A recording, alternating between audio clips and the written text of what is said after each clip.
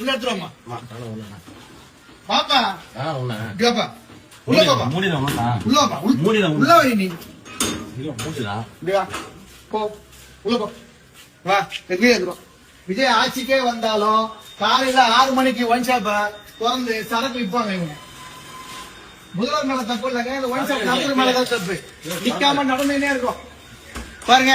6 மணி எத்தனை மணி ஆனாலும் சரி, காலையில யாரும் வேலை வெட்டிக்கு போகாம குடிக்க வைக்கிறது பாருங்க. நபர்லாம் பாருங்க காலையிலேயே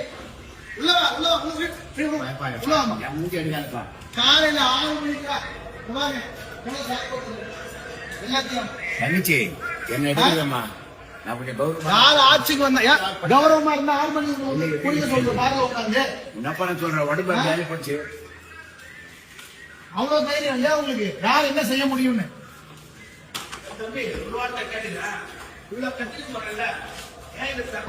வணக்கம் மக்களே.